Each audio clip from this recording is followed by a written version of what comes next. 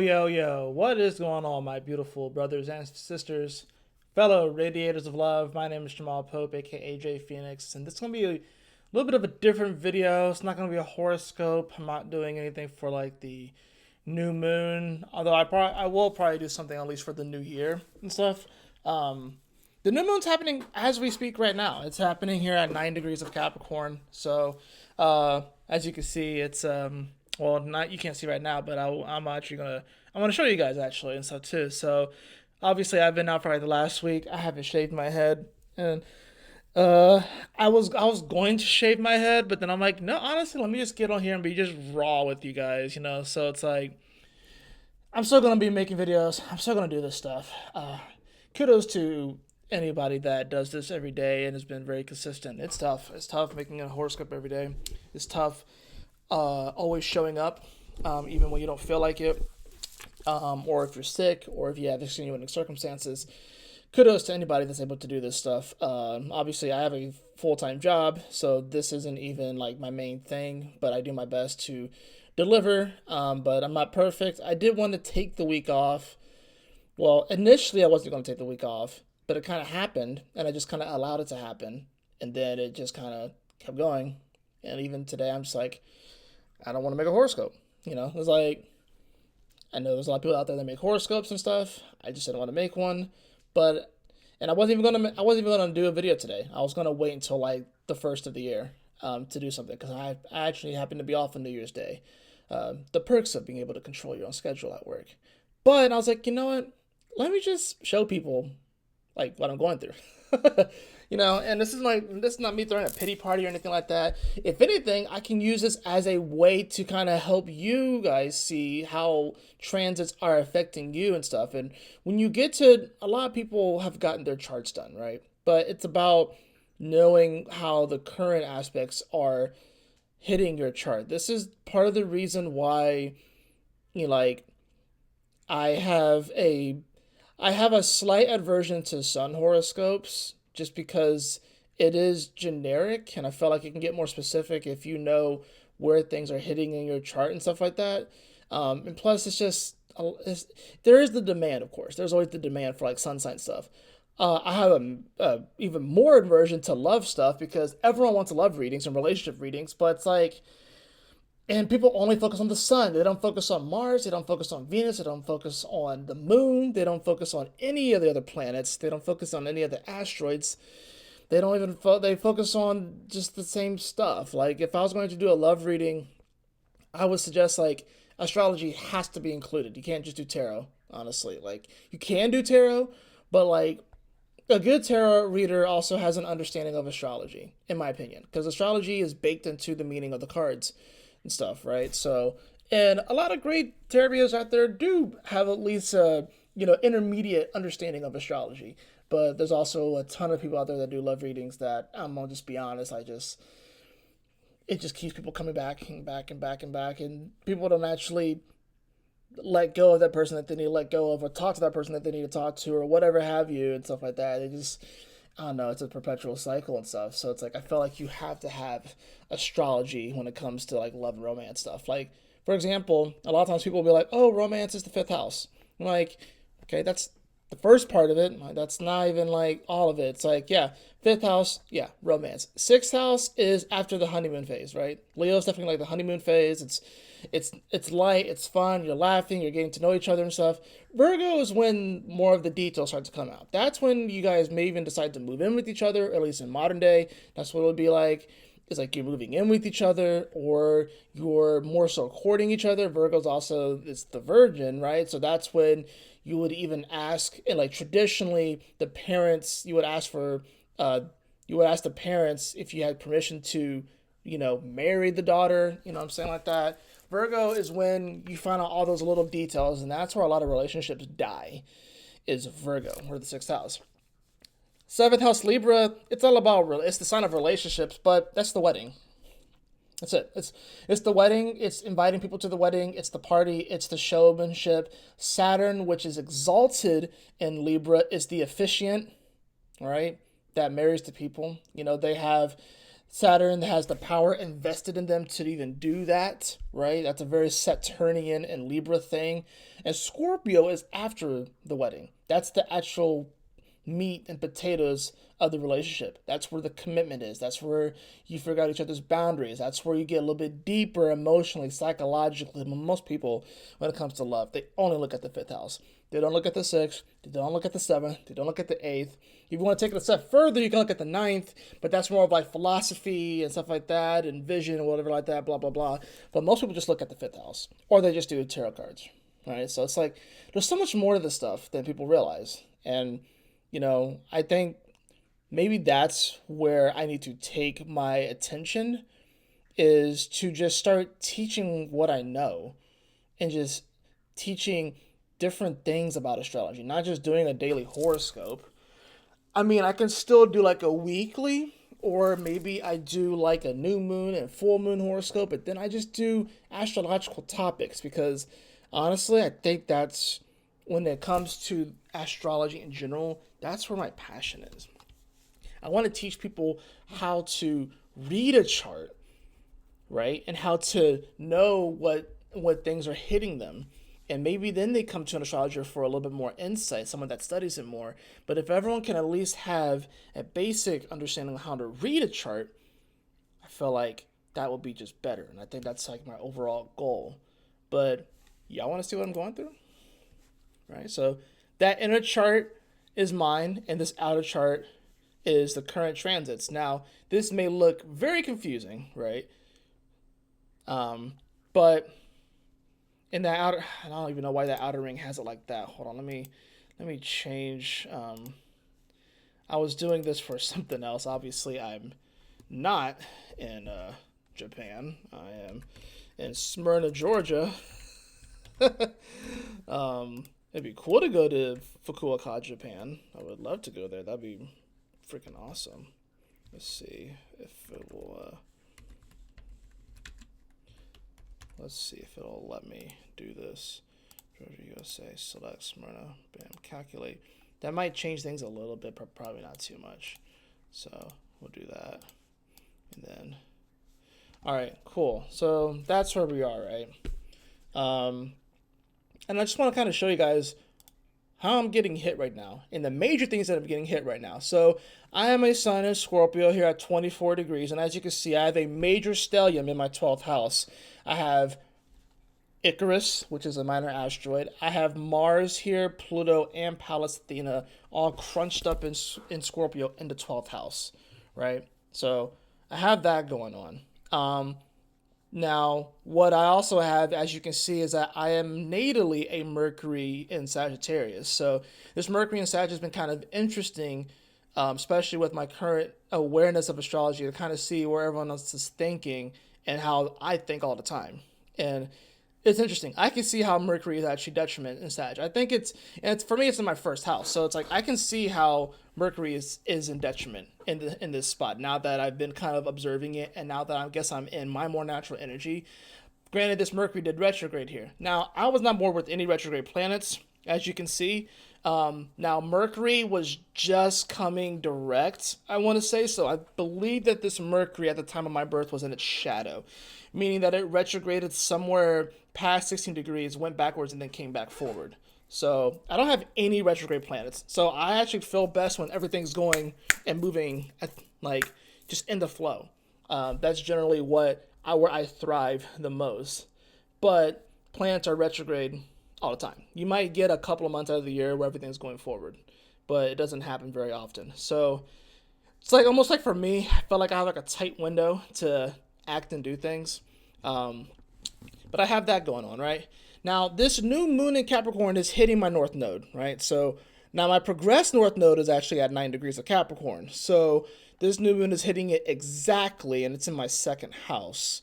So that's pretty interesting as well. It might explain why, at least here lately, motivation has been a little bit harder, I would say, because I'm having to go through a new change.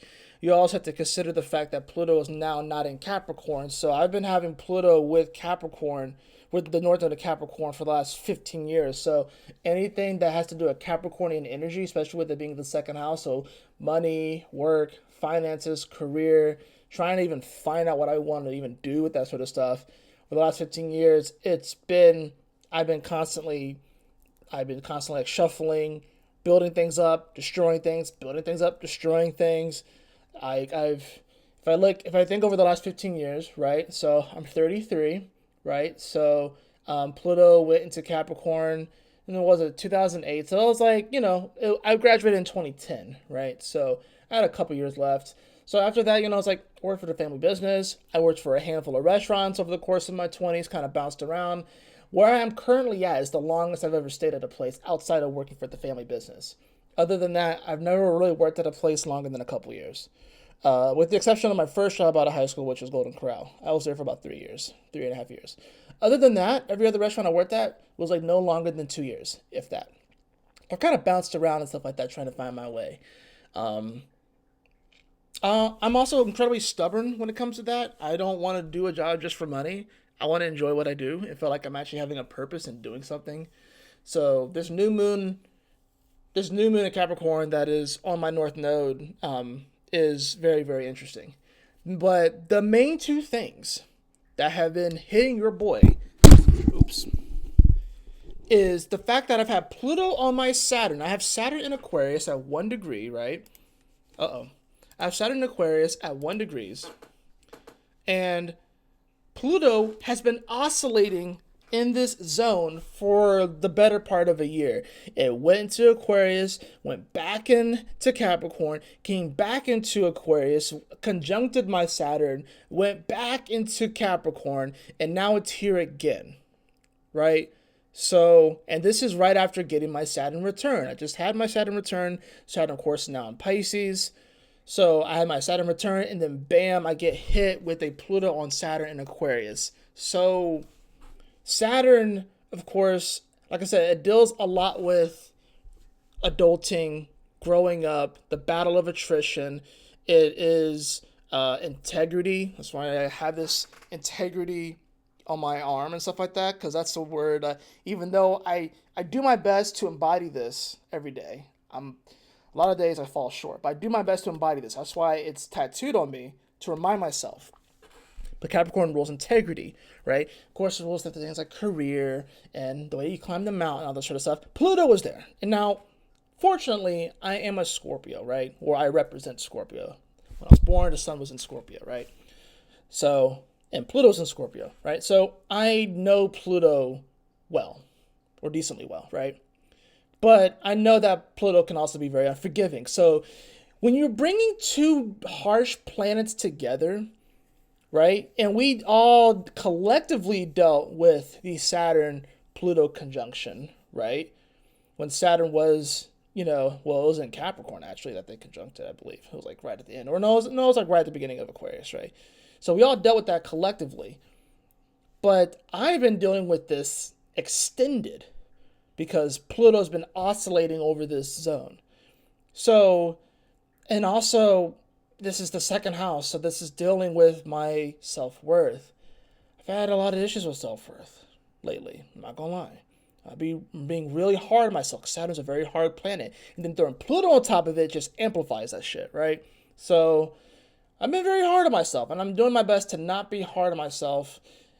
Like, the other day I was talking to my wife, saying, like, I had given myself anxiety. Well, it was actually yesterday. I gave myself anxiety thinking about different things and trying to figure out what were my wins from 2024, because I came across a post on social media about name 5 wins of 2024, and I'm like, oh snap. Like, now I have more than 5 wins. I just my thinking was blocked because I'm hard on myself. I want to do great things. I want to, I think part of it is this channel. I thought that this channel was going to grow more, and it hasn't, just subscriber wise, and I realized that.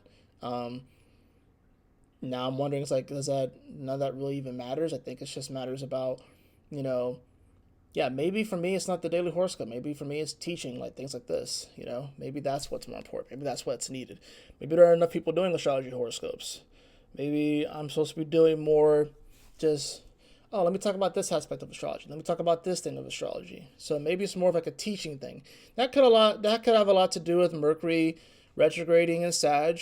So Mercury it retrograde here in Sag. It retrograde over my natal Mercury and came back forward. And this is the first house, so it's the house of identification. Sag is a teacher and everything like that too, where it rules education. So maybe there's something there, right? But Pluto, like I said, you know how Pluto is a deep, intense planet. It also can be very cold, especially in Aquarius. It's way out there. And like I said, my Saturn is here in Aquarius as well, which is not the worst Saturn placement. It's probably one of the better placements for Saturn is in Aquarius, right? Traditional ruler there. But Pluto oscillating over this zone right after my Saturn return has been a challenge, to say the least. It's been a challenge, to say the least. The other thing that I've been experiencing is Neptune oscillating over my natal moon in Pisces in the fourth house. So I am very sensitive, right? I'm aware of that though. So I don't like when people tiptoe around me, because I don't want to make excuses for myself. I do my best to have integrity and to have this self-awareness. But the Pisces moon already makes me very, very empathetic. And I've had to learn how to establish better emotional boundaries, right? I've already had to figure that out. Being here in the fourth house too takes it to a whole nother level. That's why I'm intuitive, like I said, empathetic. My soul's been here a while. I'm an old soul. I've been around the block quite a bit. Have a theory that essentially wherever your moon is how old your soul is. By soul, I mean like how many times you've incarnated on this particular space or this particular planet. So we all are technically ancient, right? We're all technically ancient, right? So, but you might have lived more lives on another planet somewhere else than you have here, right? Pisces moon. I've been to this planet so many times, and admittedly, by the time that you get to a moon in Pisces, you're kind of lost in the sauce. You're supposed to be. By the time that your soul's been around that many times, it's easy to get lost in the sauce. That's what makes moon in Pisces so kind of out there in general. But it's like you're getting ready for a rebirth, right? If you will. I've had Neptune on my moon for a while too. And it's been oscillating over this spot, like retrograding stuff. Right now it's at 27 degrees, getting ready to conjunct my moon. Again, I'm about to have the North Node hit my moon as well at the same time while Neptune is here as well. So, those are the main ones. It's the Pluto on my Saturn and Neptune on my moon that has been. This is the reason why I can't get sleep. It doesn't matter how much sleep I get, I am always tired. Neptune has been draining me. I just want to sleep. That's all I want to do. All I want to do is sleep. Like, even at my peak energy, it doesn't last very long. Right? So it's like, I'm not making excuses. I'm just telling it how it is. I always want to sleep. I can never get enough sleep. And I don't have kids and stuff like that. And I know people will be like, oh, well, you don't have this responsibility and that responsibility and that. I'm like, yeah, I have Neptune on my moon. Right? Neptune is a slow-moving planet. Not everyone is going to have the opportunity to have Neptune conjunct their moon. Not everyone's going to have the opportunity in their life to have Pluto conjunct their Saturn. Not everyone gets those opportunities. So that's what lends to the kind of experiences that people will have, the variety of experiences that people can have, and the lessons that people have, and how we can help each other and teach each other, because you may experience something in astrology that another person will never experience. We all experience all the new moons and full moons of the year, right? They just happen in different places, right? But we all will experience that. But there are certain things that we just all simply won't experience. Not everyone's going to know what it's like to have Pluto conjunct their Saturn or their Sun or whatever, right? Not everyone's going to know what it's like to have Neptune hit one of these spots. Why? Because these are slower moving outer planets, right? You can even take Uranus, which is an 84-year cycle, right? A good people will experience what it's like to have Uranus hit certain spots, but not everyone gets that opportunity, right? So when you take these things into consideration, that's what allows for the variety and the spice of life to unfold. It's because we all have a very unique experience. that we are going through. And that's what gives us, the opportunity to teach and the opportunity to learn from one another. It's because we all have something that we're experiencing, and the way that the astrology can play out. That's the cool thing about astrology, is that, like, I can't do anything about this chart. This chart is this way in time. I can't go back to this moment and be like, I wish the sun was at 28 degrees of Scorpio. I wish the moon was in Taurus or something like that. It's like, no, it is what it is. I can't tell the moon to move faster. I can't tell Jupiter to move faster. I can't be like, you know what? You can't just decide that. It is what it is. That's what I love about astrology, is that I could run a chart 100 years from now, right? And it will be accurate, right? And if you know the speed of the planets and when they're retrogrades, and you know the pattern, because astrology is also about pattern recognition too. There's a lot of pattern recognition. There's math involved too. It's what makes astrology so fascinating, because then you can see, okay, so these planets were doing this at that time. They're going to do it again here. And then you look at the events surrounding those things, and then you draw similarities. Remember, history doesn't repeat, but it does rhyme. History does not repeat, but it does rhyme. That's just something to remember. So, we all got something, right? And we can even say, shoot, like I have Chiron here in Leo, and Mars got right up to my Chiron and retrograded, right? So like Mars is wanting to hit the pedal to the metal, and I have this Chiron in Leo, which is, it's in the 8th house too. So this is you're talking about deep reservoirs of creative energy and potential that I have some type of wounding and trauma with, of expressing. And Mars was getting ready to hit that spot and ignite it, and it went back and it got sucked up, right? So it's like, dang, I didn't even get the juice that I wanted with that, to kind of get through that moment. Like literally, it's a key. So it's like literally, like I was putting it's like Mars got up to the Chiron, and I was like, all right, I can finally crank this key. The car wouldn't start. It wouldn't start. And that's kind of how I feel. So it's about, for me, my biggest lesson right now, that at least I've been aware of, is just remembering gratitude. Remembering what I have right now. It's not about what I don't have. It's about the things that have already shown up. And I look around this apartment, I see all of the stuff that's here. And I see this beautiful table altar with my loved ones that I passed. Both of my grandmothers, and then my great grandmother, and then we also have my wife. We have her both of her grandmothers, her grandfather, and then there's actually some extended family, but she played a huge part in our life as well, with her stepmother. So her mom is on there as well. Her stepmom's mom is on there as well. So I guess step grandmother, whatever. Anyways, I look at this beautiful tree here, the beautiful tapestries. I see all this stuff, and I'm just like, oh, I am blessed, So it's like, yeah, maybe things aren't clicking the way I want them to. Maybe I am dealing with some self-worth, self-confidence issues with Pluto and Saturn. And I probably am dealing with some emotional stuff, can't get enough sleep, trying to find my way through the mist and the fog that is Neptune in Pisces on my moon in Pisces. And yeah, maybe the key in the ignition, maybe the car just wasn't starting. And maybe those deep reservoirs of creative potential that are there, that are wanting to express itself, I want to bring it out, but it's been tough, admittedly. I'm going to do my best, though. I'm going to do the best I can.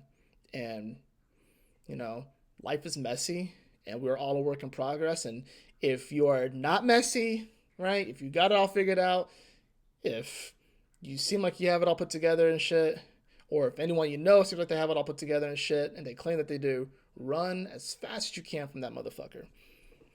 As fast as you can, because that's not even close to the reality. It's just, they're just faking it, So anyways, that's all I got for you guys. I just wanted to come on here and chat with you guys and just kind of let you guys know what the fuck Jay Fenixx is going through. So, but y'all take care, stay blessed. One of my coworkers just called me twice. I've been putting out fires today on my day off. I had to take my cat to the vet today because he's not feeling well. He's got like snot bubbles coming out, stuff. He's a trucker though. I mean, he's a trooper. He's 15 years old and doesn't really have a lot of issues anyways and stuff like that. But he's sitting here underneath the desk right now. But I'm going to enjoy the rest of my day. I do work tomorrow and then I'm off the next couple days. So I'm hoping that you guys will see me on New Year's Day. So actually, I'll make sure that you guys see me on New Year's Day. Even if it's a shorter video, I'll make sure that you guys see me then. But y'all take care, stay blessed. Just want to give you guys a little bit of update and just a little bit of insight into what's going on with your boy. But y'all take care, stay blessed. Have a wonderful, wonderful New Year's. I will see you all next year, I guess. At least with the Gregorian calendar. The real year starts in Aries. But, peace.